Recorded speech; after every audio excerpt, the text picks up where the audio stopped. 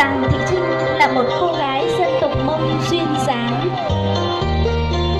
Hôm nay đến trình diễn trang phục dân tộc, cô đã chọn cho mình một bộ quần áo dân tộc Mông.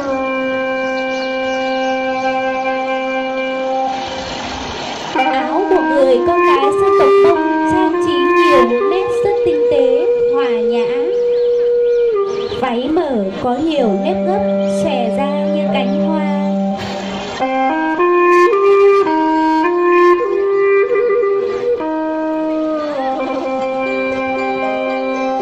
Bộ trang phục truyền thống của phụ nữ dân tộc Mông có nét đặc sắc riêng, không thể nhầm lẫn dân tộc khác.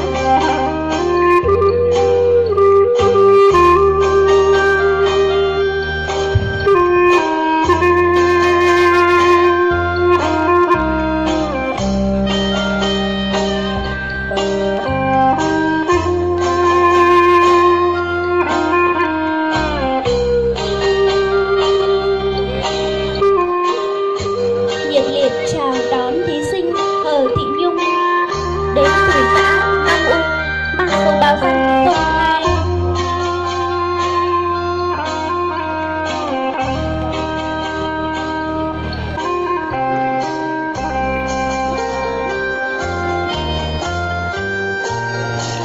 Đến với hội thi hôm nay, cô diện trên mình bộ trang phục người dân tộc Mông trắng. Bộ trang phục gồm có áo, váy, vòng cổ, khăn đội đầu và đôi cuốn chân. Phần váy và phần áo được buộc chặt bởi một dây đai. Váy được làm bởi vải màu trắng, được gấp nhỏ dọc theo chân váy. Phía trước váy là cái tà màu đen, thể hiện ý tứ và kín đáo của người phụ nữ dân tộc Mông.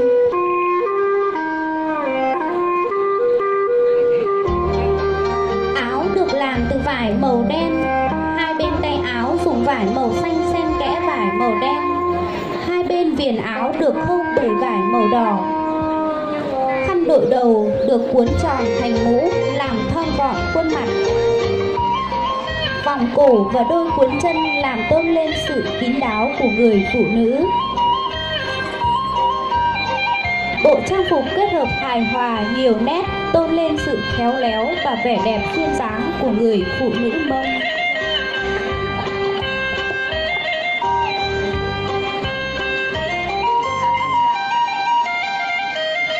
Tiếp lên sân khấu là thí sinh Tráng Thị Mai, mang số báo danh số 03 đến từ xã Tỳ Nhừ. Thí sinh Tráng Thị Mai năm nay vừa tròn 16 tuổi và là một trong những cô gái thành tích học tập cao, có tiêu biểu từ xã Tỳ Nhừ. Hiện nay Mai đang học trường Trung học phổ thông dân tộc nội trú huyện Điện Biên Đông. Để tô điểm cho vườn hoa văn hóa của dân tộc Mông, em Mai mang đến quý vị những cái tín ngưỡng bộ trang phục truyền thống của dân tộc Mông. Đây thực sự là tác phẩm nghệ thuật người Mông đã tạo ra đầy đủ sức khéo léo, tỉ mỉ và tinh tế.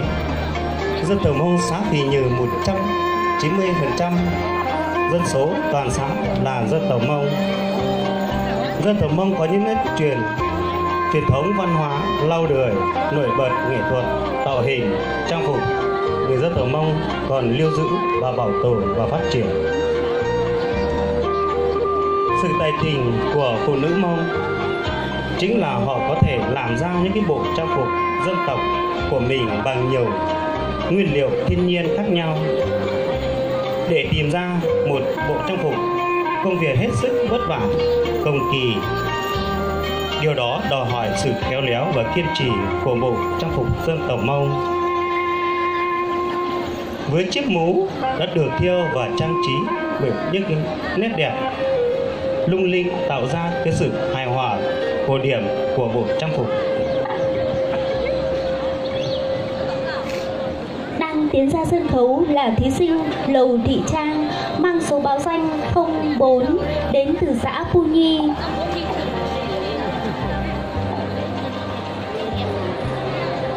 Thưa quý vị, Người Mông có nét văn hóa truyền thống đậm đà bản sắc dân tộc từ rất lâu đời.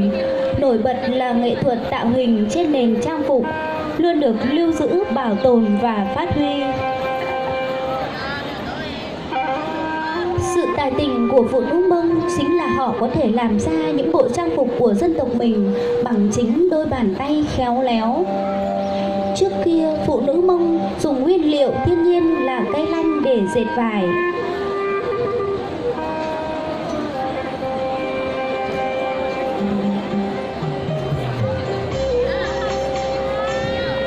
Việc trồng cây lanh dệt vải để làm ra trang phục là công việc hết sức vất vả và cầu kỳ. Chính vì vậy, nó đòi hỏi sự khéo léo và kiên trì của người phụ nữ dân tộc Mông.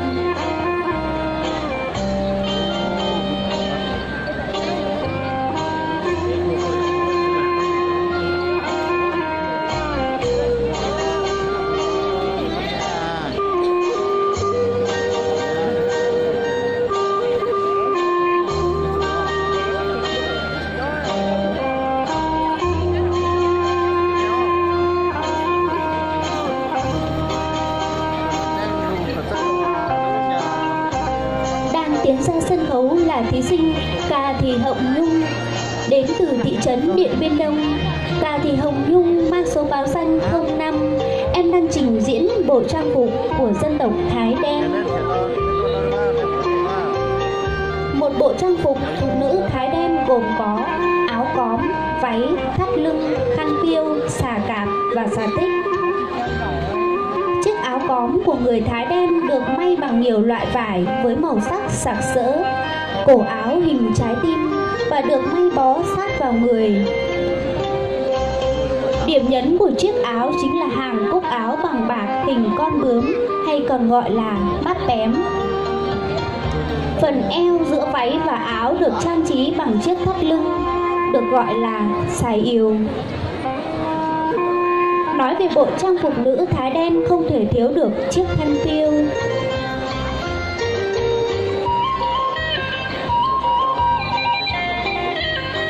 Thưa quý vị, đang tiến ra sân khấu là thí sinh Vàng Thị Liên, mang số báo danh 06, đến từ xã Sa Dung.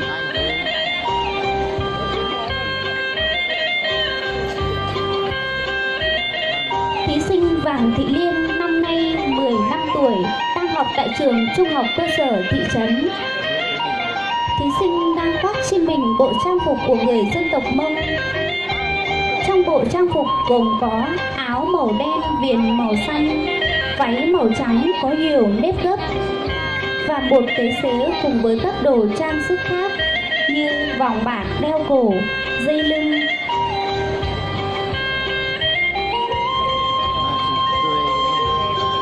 Bộ trang phục đã mang đậm đà bản sắc dân tộc Mông, thể hiện được sự dịu dàng, khéo léo của người phụ nữ dân tộc Mông.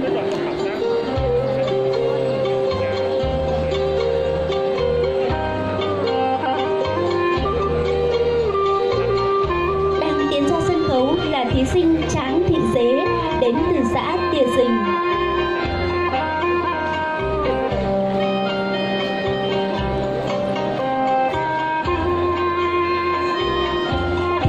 Tráng Thị Dế đang diện trên mình bộ trang phục của người phụ nữ Mông. Áo của người phụ nữ Mông có cổ phía trước hình chữ V, được nẹp thêm vải màu tùy thích. Phía sau là một bức thêu hình chữ nhật, được trang trí hoa văn rất hài hòa, trang nhã. Váy phụ nữ Mông là loại váy mở, có nhiều nếp gấp, rộng, khi xòe ra mềm mại như cánh hoa.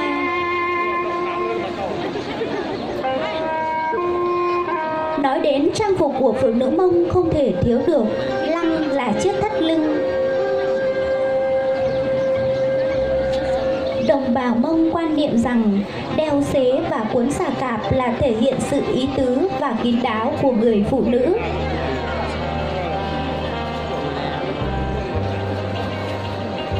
Phụ nữ Mông thường để tóc dài và cuốn vòng quanh đầu rồi đội khăn, tạo nên một sắc thái độc đáo riêng, khó nhầm lẫn với các dân tộc khác.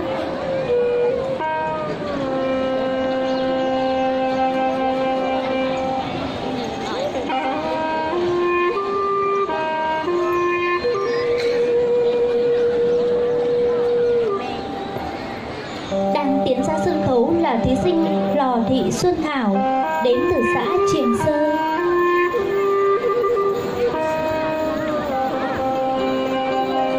Lò Thị Xuân Thảo đại diện cho dân tộc Sinh Môn xã Triềng Sơ.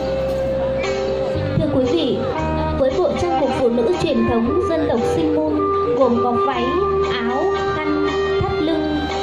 Váy thường may ngắn hở bắp chân tạo thành một vòng khép kín. Cạp váy bằng vải hoa, gấu váy bên trong được nẹp bằng vải đỏ. Khi mặc người ta kéo sát phía sau thân váy bó vào mông, phần còn thừa dồn hai bên hông và kéo về phía trước bụng. Khi mặc váy, bao giờ phụ nữ Sinh Môn cũng phải dùng chiếc thắt lưng thắt chồng khít lên phần cạp váy. Áo của phụ nữ Sinh Môn ngắn may bằng vải bông.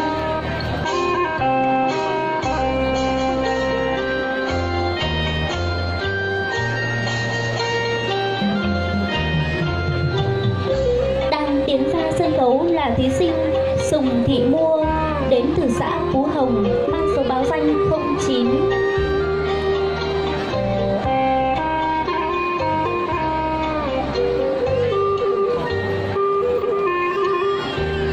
Bộ trang phục em đang mặc trên mình có màu xanh tượng trưng cho núi rừng. Bộ trang phục bao gồm có mũ, áo, váy, yếm, thắt lưng.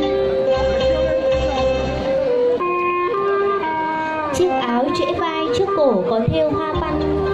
Yếm được may bằng vải với những đường nét điêu luyện bằng đôi bàn tay của người phụ nữ Mông.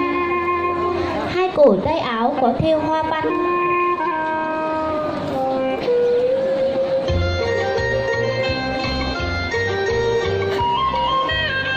Váy có nhiều nếp gấp rộng, khi xòe ra mềm mại như cánh hoa. Bộ trang phục tô lên vẻ đẹp duyên dáng của người phụ nữ dân tộc Mông.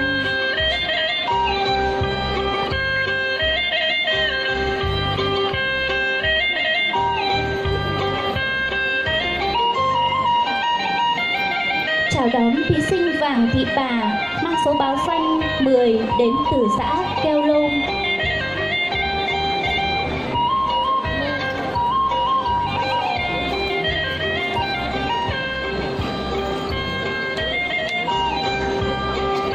Thí sinh Vàng Thị Bà mang đến cuộc thi ngày hôm nay bộ trang phục dân tộc Mông trắng. Trang phục dân tộc Mông trắng gồm có áo, váy, yếm, thắt lưng, mũ đội đầu. Chiếc áo màu đen xẻ ngực, tay áo, viền áo được trang trí bởi các hoa văn xen kẽ.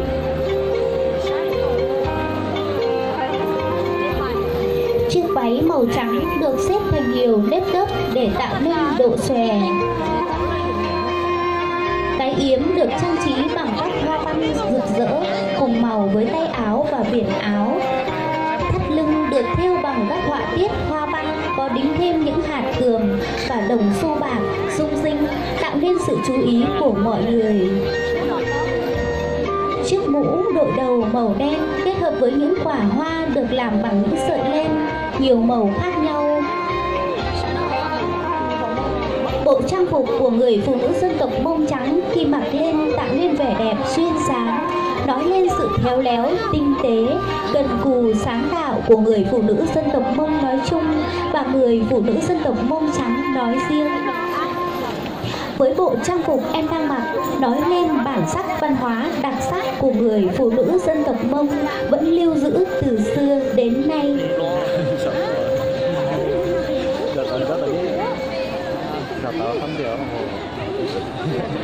Đang tiến ra sân khấu là thí sinh Lò Thu Hà mang số báo danh 11 đến từ xã Luân Giói, trình diễn trong bộ trang phục dân tộc Thái Đen.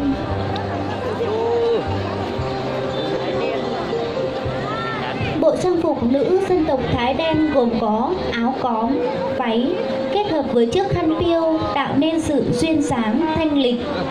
Chiếc áo cóm được may khéo léo, bó sát người, ngắn đến eo làm tôn lên dáng người nhỏ nhắn, thon gọn, khoe ra những đường cong tuyệt mỹ của người phụ nữ.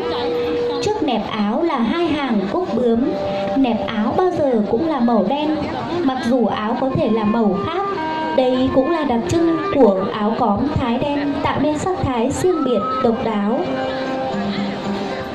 Ngược lại với chiếc áo cóm được may khá khéo léo là chiếc váy tuyết nhung được may rất đơn giản bởi lối quay thành hình trụ. Váy được may theo cổ dọc vải, mỗi bước đi lại tôn lên vẻ uyển chuyển, kín đáo và duyên dáng của người phụ nữ.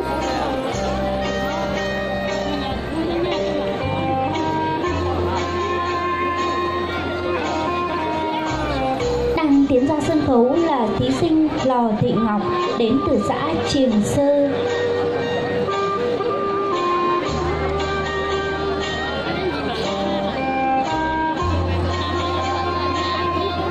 Em đang trình diễn bộ trang phục dân tộc Thái đen. Theo chúng ta được biết, dân tộc Thái được chia làm hai nhóm chính là Thái đen và Thái trắng. Đây là trang phục áo cóm của người Thái đen, được may cổ tròn, cao, ôm khít cổ. Váy được may bằng vải sa tanh hoặc vải nhung màu đen tuyền, có in hình hoặc thêu những hoa văn rực rỡ. Vì thế bộ váy áo cóm không chỉ đẹp sang trọng quý phái mà còn tiện dụng. Điểm nổi bật trên chiếc áo cóm là hình cúc bạc, hình con bướm. Hai hàng cúc bướm, một bên là hàng cúc đực, một bên là hàng cúc cái. Trang phục áo cóm là lựa chọn để làm tôn vẻ đẹp của người phụ nữ dân tộc Thái.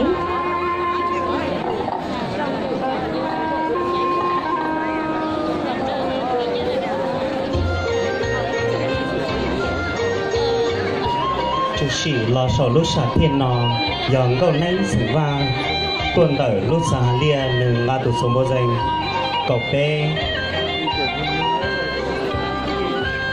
Câu nánh sử vang, nừng giống gà trò, bé hai người hung đỡ, lì chú tì là sĩ giờ lì trống ma trống đua. Dễ trống ma trống đua tởi hai người hung đỡ.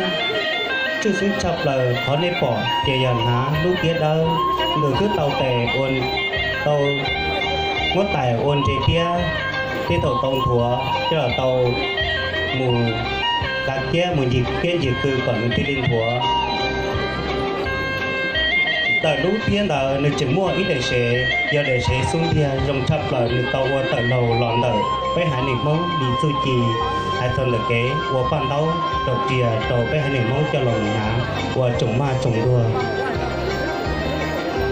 chị ta đi tới lúa lúa người chứng mua ít đại sẽ là gì giờ tao xí người thứ tàu tờ lầu lòn tờ cái móng đi chu kỳ cái ô pan tàu rồng câu chấp tờ xử lý lú chúng mai trồng đua chị ta đi người chứng tàu hai lú cho trai muốn cho đó thể ô ba với cho muốn tới nhưng hả ô ba tờ lầu rồng lì giờ đi nên tàu bỏ lòn tờ nọ được chỉ tao há cho đu cô từng nghe giờ bé mong lì ít trực cho rồi tôi tụ cú của sỏi lúa tao hầu cho lợn rồi chỉ chúng ta trồng đùa thế cho lợn tí thái tí cha tí năng. Chào đón thí sinh Lò Thị Hạnh đến từ xã Mường Luân mang số báo danh 14. Thưa quý vị, thí sinh Lò Thị Hạnh mang đến cuộc thi hôm nay bộ trang phục dân tộc Lào. Bộ váy áo là trang phục truyền thống lâu đời của dân tộc Lào. Hầu hết phụ nữ Lào nào cũng biết dệt ở độ tuổi rất nhỏ. Đó là nét đẹp truyền thống, khẳng định sự khéo léo, dẻo dai, dịu dàng, thanh lịch của một người con gái dân tộc Lào.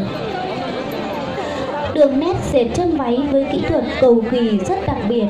Váy gồm có 3 phần chính: đầu váy, phần thắt lưng thường che kín khi mặc, thân váy, phần chính. Chiếc váy thường có 1 hoặc 2 màu và chân váy đường viền dưới chân được dệt công phu, có khi được trang trí bằng vàng và vẽ lên những hình con vật như con rồng, con phượng, vân vân. Mỗi con vật mang ý nghĩa đặc sắc riêng. Dân tộc Lào thường mặc bộ trang phục vào các ngày lễ, Tết, lễ hội, những ngày trọng đại và đặc biệt là ngày cưới.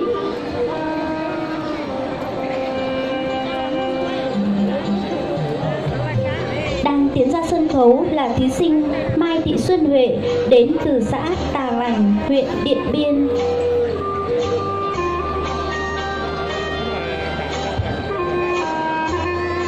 Đến với cuộc thi hôm nay, thí sinh Mai Thị Xuân Huệ chọn cho mình một bộ trang phục dân tộc Mông. Đây là bộ trang phục cổ điển kết hợp hiện đại, vừa mang nét đặc sắc văn hóa dân tộc, vừa phù hợp với sự phát triển của thời thế hiện nay.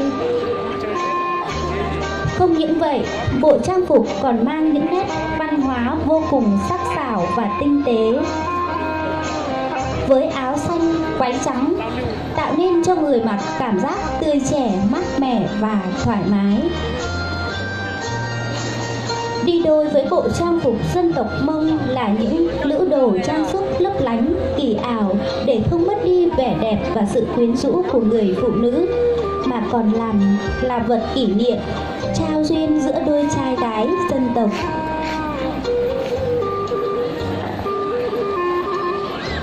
Bộ trang phục hoàn toàn phù hợp với mọi lứa tuổi và những hoạt động sinh hoạt hàng ngày, đặc biệt trong các lễ hội, khoe hương, khoe sắc của các dân tộc mọi miền Tổ quốc.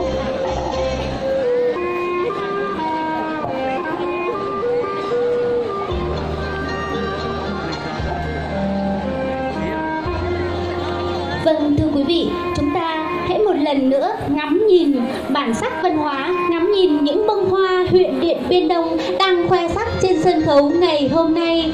Kính mời quý vị hãy cho một tràng pháo tay thật lớn để chúc mừng các thí sinh đã hoàn thành phần thi trang phục dân tộc của mình.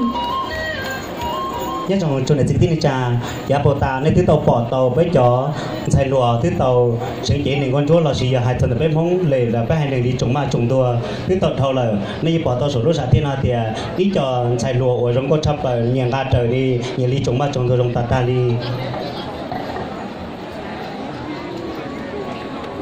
Mời các thí sinh chúng ta về.